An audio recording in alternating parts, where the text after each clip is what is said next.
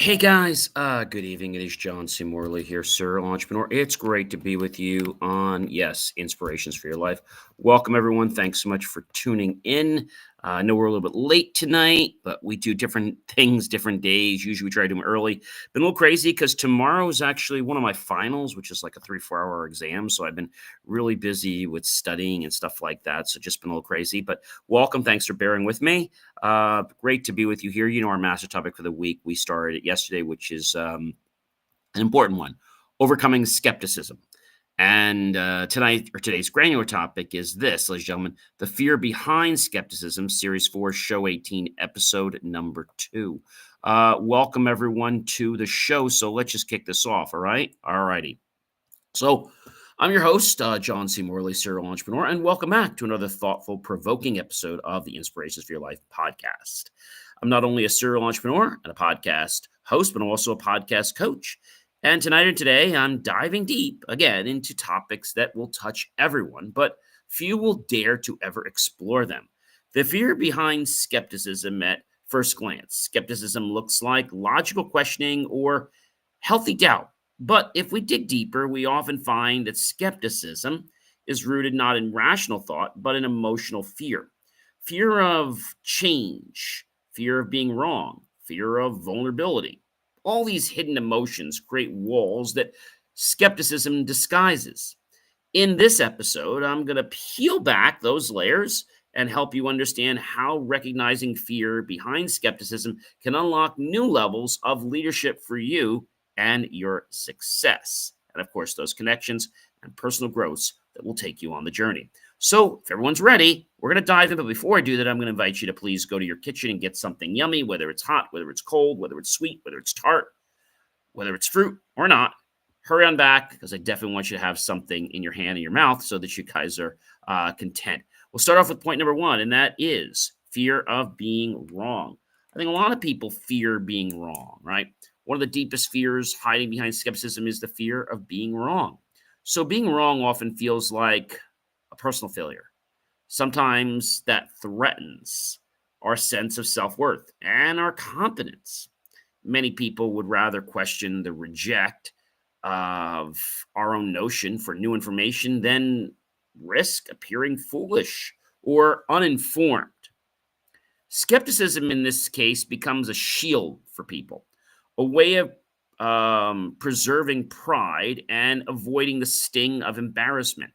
But when we cling too tightly to the fear of being wrong, we limit ourselves. Growth determines that we embrace mistakes, learn from them, and of course, use them as stepping stones.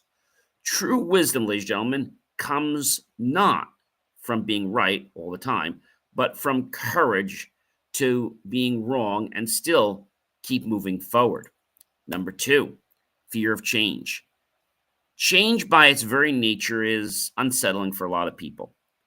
It asks us to let go of what we know and step into the unknown. And that's a little uncomfortable, but I've always said we have to practice getting comfortable being uncomfortable. For many skeptics, it's a reflexive response to this discomfort that they feel. Doubting new ideas feels like they're going to be safer than confronting the possibility of change. It allows people to cling to familiar habits, beliefs, and routines, even when those new things they have no longer will serve them anymore. The fear of change fuels skepticism by creating an illusion that staying where you are still is safer than evolving. And although it might seem like that, actually may not be. But in reality, remember, resisting change only prolongs discomfort and stifles your growth. And when we face change with openness rather than that harsh skepticism, we open ourselves to new opportunities, richer experiences, and a fuller life. Number 3, guys, that is fear of vulnerability. To accept something new often means admitting we don't have all the answers. And that makes us feel vulnerable. Vulnerability is uncomfortable because it exposes us to potential judgment, disappointment, of even betrayal. As a defense, many people adapt skepticism to keep emotional distance from new ideas and experiences. They think that by questioning everything, they protect themselves from being hurt. However, vulnerability is not a weakness, it is a bridge, ladies and gentlemen, to deeper connection and a true strength that you have within you. When we allow, okay, ourselves to be vulnerable, we become more authentic, more compassionate, more courageous, more human. Skepticism rooted in fear keeps us guarded, but vulnerability sets us free. I've said before, you can spend your life building walls or creating bridges. I'd much rather have a bridge that I can use anytime I want. All right. So, number four, fear of loss of control. I think this is a hard one for a lot of people because they're like, well, John, I don't know. Like, I don't fear anything. Well, yeah, you do fear something. And fear of the loss of control. So, control gives us a sense of safety. When we feel in control, we believe we can predict outcomes, avoid risks, and manage uncertainty. Skepticism can sometimes be an unconscious attempt to maintain control by doubting or dismissing new information. We preserve our sense of authority over our world, accepting new ideas. However, often this means surrendering that illusion of total control. It requires trusting others, of course, and in the process of doing that, facing uncertainty. Real empowerment, ladies and gentlemen, comes not from rigid control, but from flexible strength. The ability to adapt and to thrive, even when the road ahead is unknown, well, that could be a little uncomforting. And like I said, nobody likes to feel uncomfortable, but that's where the growth happens, ladies and gentlemen. We have to practice getting comfortable being uncomfortable. Practice getting comfortable being uncomfortable. And I know that sounds like something you don't want to talk about. But the truth of the matter is, if you don't talk about it, you're never going to grow. Number five, fear fueled by past experiences. This is a real big one. Past wounds have maybe left scars with you, and those scars often fuel present skepticism. If someone has been lied to, betrayed, or disappointed, before long, it's natural for them to question future situations more intensely. Now, this fear based skepticism isn't always conscious, it can be deeply rooted and ingrained in the protective instinct of our subconscious. However, carrying the past into every new encounter can blind us to genuine opportunities and relationships that are possibly out there. Not every new experience will end in heartbreak or failure.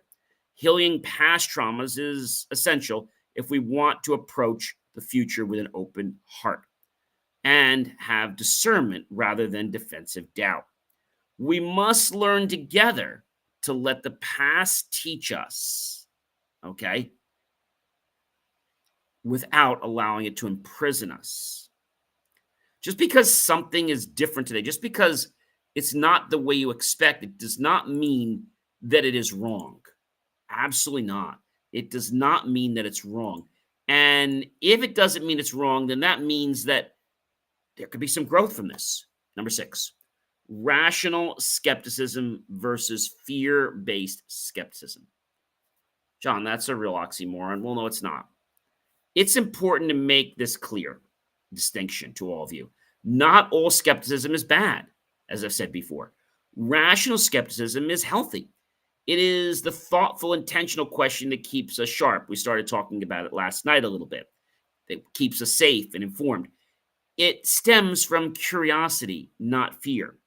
Fear-based skepticism, on the other hand, slams the door before the exploration even begins. It's rigid, it's reactive, and it's rooted in emotional pain and tons of anxiety. When we recognize which type of skepticism we're practicing, we regain our power. Rational skepticism invites growth because it stays open to possibilities, to change. Fear-based skepticism imprisons us, blocks us, locks us in, entraps us, and thus stunts our growth because it shuts out every possible opportunity that could ever exist. Learning to tell the difference transforms skepticism from this cage to a catalyst that can allow us to grow.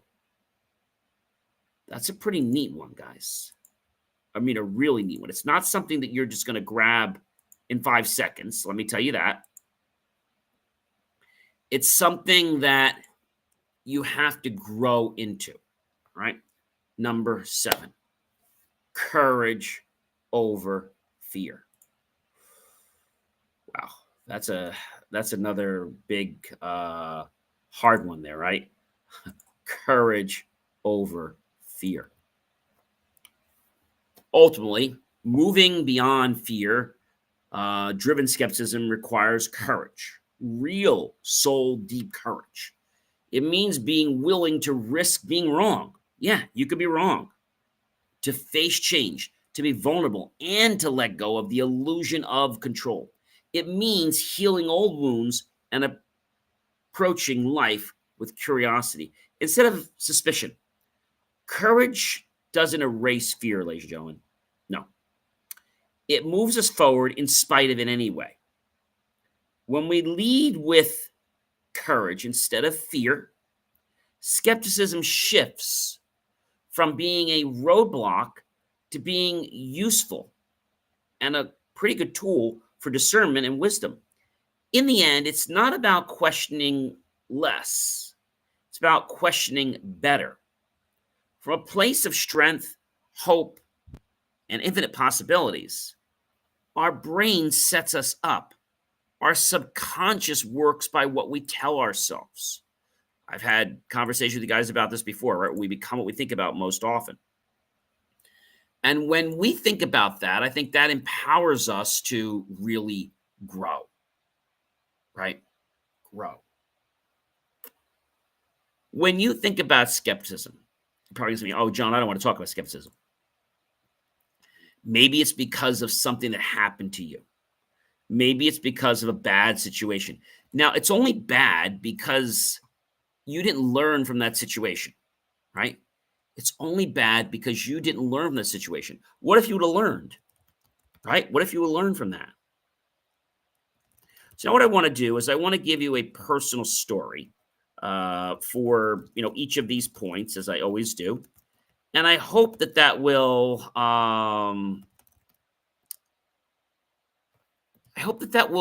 be a catalyst for you to let you know that you do not need to fear. You do not need to have that skepticism that is, let's say, powered by fear.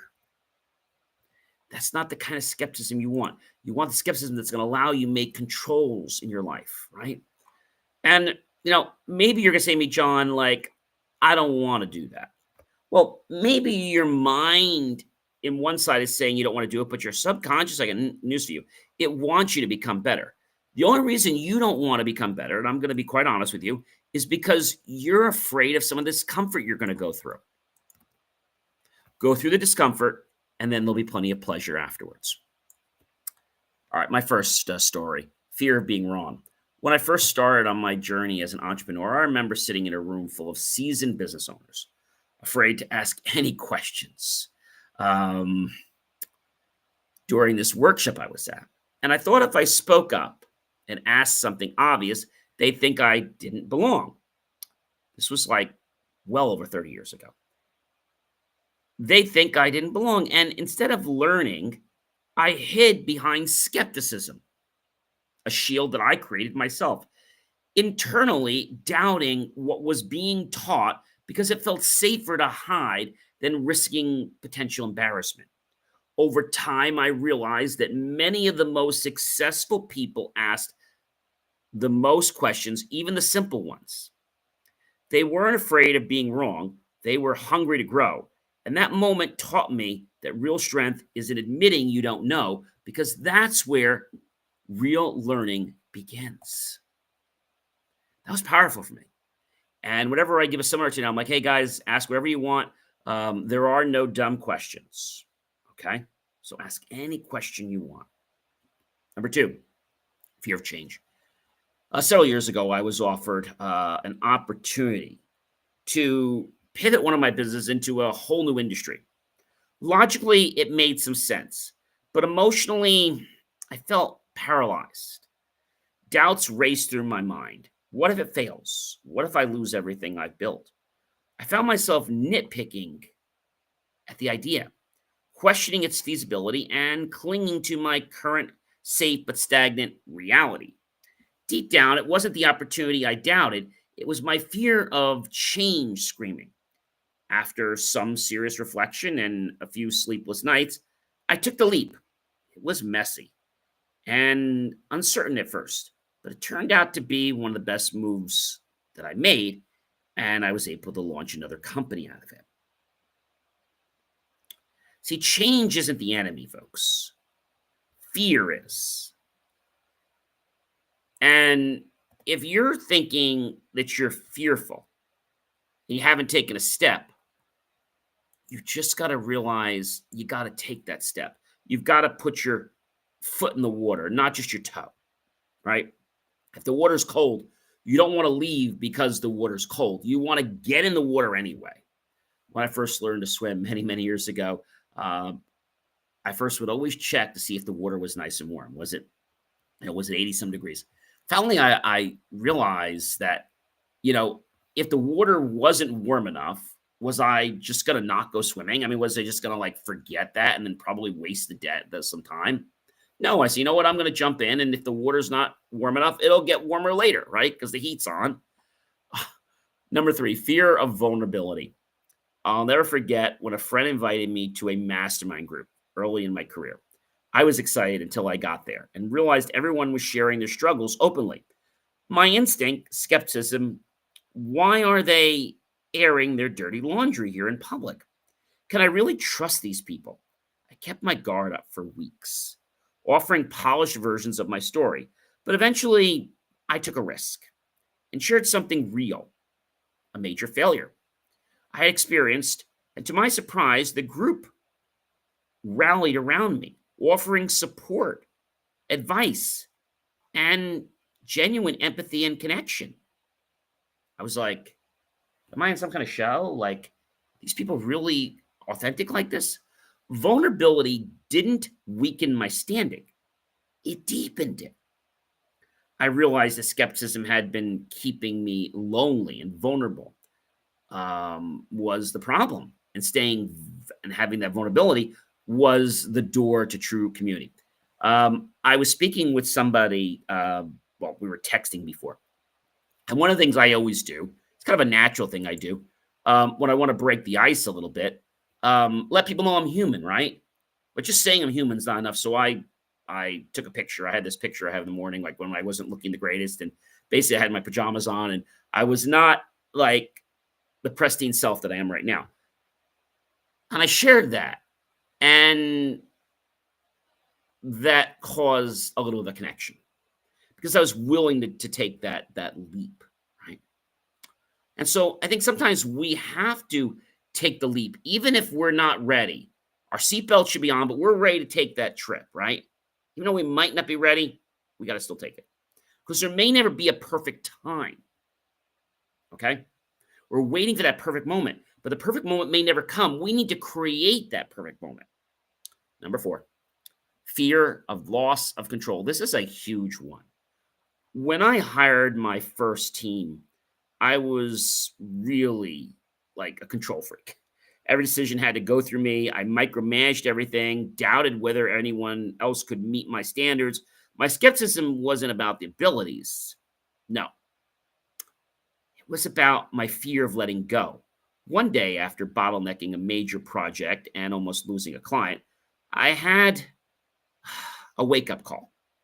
I had to trust others, I felt for a moment, if I wanted to grow. Slowly, I learned to delegate, coach, and allow others to take ownership. The best part is, they often exceeded my expectations. See, true control doesn't come from holding the reins tightly, like you might think. It comes from building a strong, trusted team. And if you're going to try to do it from a false sense, then your team is going to fall apart on you. Okay? It's going to fall right apart on you. And so you've got to do it from the heart. We've said that before. Number 5, guys, fear fueled by past experience. After a very tough betrayal by a business client many, many years ago, I became incredibly skeptical about any kind of collaboration. If I couldn't trust someone once, how could I trust anyone again? That fear lingered like a shadow over every new opportunity. I scrutinized people, uh, the towns, the locations, everything very harshly, often missing out on genuine partnerships. It wasn't until I did some deep healing, owning my part in the past situation and forgiving both myself and others, that I could truly approach new relationships differently. Yes, I stayed cautious, but I wasn't ruled by fear anymore. Not everyone is out to hurt you. Healing allows you to see people clearly, not through the lens of the old wounds. And I think that's a big thing for a lot of people. They are ready because they just got hit and they figure, well, they're going to get hit again. So we probably should embrace the fact that maybe we're not going to get hit this time. Okay. Maybe we're not going to get hit this time. That's a huge, huge thing. Right. I mean, a really, really, really huge thing. And so I want to let you know that you got to get rid of that fear. Number 6, rational skepticism versus fear-based skepticism. This is what puts people in the doghouse and they don't even know it. I once attended a seminar, well, I've attended many seminars. I attended a seminar where the speaker promised instant success if you just followed his simple 4 or 5-step formula.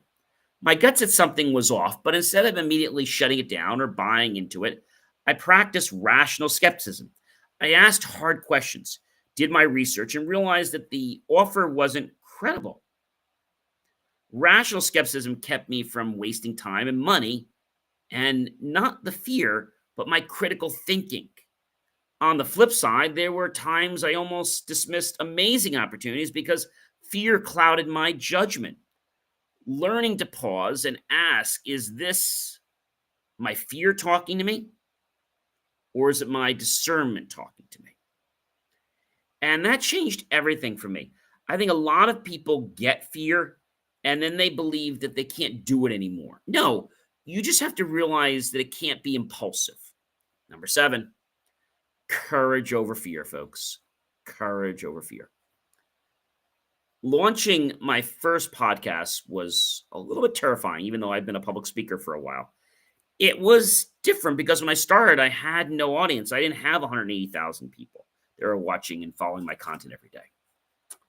I doubted my own voice, something I teach my clients from coaching never to do, and my message, and whether anyone would ever listen to me. A fear whispered, a million reasons to stay silent. But something suddenly changed. Something started to ignite. It stirred inside me. You know what that was? It was an amazing, unstoppable fire of courage. Now, not the absence of fear or anything like that, but the decision to move forward with a real passion and knowing. Every episode at first felt like a mountain climb. I stumbled. I learned. I got better over time. Today, reaching over 180,000 people and growing of listeners, I realize that courage isn't a loud roar. It's often a quiet decision to try one more time when fear tells you to quit. Courage doesn't silence fear. It simply refuses to obey it. Let me say that again. Courage doesn't silence fear. It simply refuses to obey it. Courage doesn't silence fear. It simply refuses to obey it. You know, regardless of what situation you're in right now, whether it's financial, whether it's a personal relationship, whether it's something at work, a friend, I think we all get to those moments where we put ourselves up on a ledge and we don't know how to get down. We want to get down, but we're afraid if we get down, we're going to get chastised. We're going to get mocked. We're going to get insulted. We're going to get ridiculed. We're going to get made fun of. And so when I did this with the show, I just decided to have fun with it, which I have fun with everything. I always say I don't get paid. I get paid to play every day. Well, you know what I get? We get hundreds of people every day that ask to be guests on the show. And not being nasty, but being very humble, just saying, look, I had this one person on, and I think I actually have his response here that I may read. I'm not going to read you his name, but I think it's very apropos to read this because he sent me an email, just like out of the blue, asking to be on the show, which, I thought that was kind of nice. Um, and then I responded to him and I said, hey, I'm sorry. Basically, I responded back to him originally, and it said, "Thanks for the reach out." This is what I said to him. We get hundreds of inquiries from people like you every single day. We ask that you please take the following steps if you'd like to be considered to be a guest on our show. For first, make sure you've watched one or two of our episodes for the series you want to be on in its entirety. Second, prepare a presentation on why you would be a good fit as a guest. Third, once you've done that, then feel free to book a pre chat with us for 15 or 30 minutes, and we'll let you know before the end of the pre chat if we'd like to move forward with you and make sure that it is you on the call and not an agency. Well, I get an email back from him. Okay. Thank you, John. I am sure you put a lot of time into your podcast and your email response. Sadly, your email, stating you get hundreds of emails daily from people like me, shows a lack of respect. There's no one like you and no one like me. Success is far more than a title or a financial number. I have trained, and he goes on to talk about his successes to better living, overcoming this, overcoming that, working with people from Hollywood and stars. And I've had people from Hollywood as well on my show. And then he says he's with this person, he's worked with this hospital, he's worked with kids. And he's like, the power we have is bringing a positive impact to as many as we can. He says he speaks consistently on inspirational, motivational keynote circuits as well. And he's gifted to be able to bring self-awareness and actionable changes to so many. Well, that's wonderful. Okay.